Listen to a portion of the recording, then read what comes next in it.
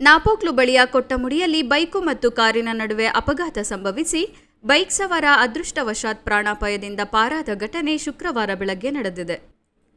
ನಾಪೋಕ್ಲು ಮಡಿಕೇರಿ ತೆರಳುವ ಮಾರ್ಗದ ಕೊಟ್ಟಮುಡಿ ಮುಖ್ಯ ರಸ್ತೆಯಿಂದ ಬೈಕ್ ಸವಾರನೊಬ್ಬ ರಸ್ತೆಯ ಬಲಗಡೆಗೆ ತಿರುಗಿಸುವ ಸಂದರ್ಭ ಇದೇ ಮಾರ್ಗವಾಗಿ ಹಿಂಬದಿಯಿಂದ ಬಂದ ಕಾರೊಂದು ಬೈಕ್ ಸವಾರನಿಗೆ ಡಿಕ್ಕಿ ಹೊಡೆದಿದೆ. ಅಪಘಾತದ ರಭಸಕ್ಕೆ ಬೈಕ್ ಸವಾರ ಅನತಿ ದೂರಕ್ಕೆ ಎಸೆಯಲ್ಪಡುವ ದೃಶ್ಯ ರಸ್ತೆ ಬದಿಯಲ್ಲಿದ್ದ ಅಂಗಡಿಯೊಂದರ ಸಿಸಿಟಿವಿ ದೃಶ್ಯಾವಳಿಯಲ್ಲಿ ಸೆರೆಯಾಗಿದೆ. ಅಪಘಾತದಿಂದ ಬೈಕ್ ಸವಾರನಿಗೆ ಸಣ್ಣಪುಟ್ಟ ಗಾಯಗಳಾಗಿದ್ದು ಅದೃಷ್ಟವಶಾತ್ ಪ್ರಾಣಾಪಾಯದಿಂದ ಪಾರಾಗಿದ್ದಾನೆ. ಅಪಘಾತದಿಂದ ದ್ವಿಚಕ್ರ ವಾಹನಕ್ಕೆ ಹಾಗೂ ಕಾರಿನ ಮುಂಭಾಗಕ್ಕೂ ಹಾನಿಯಾಗಿದೆ.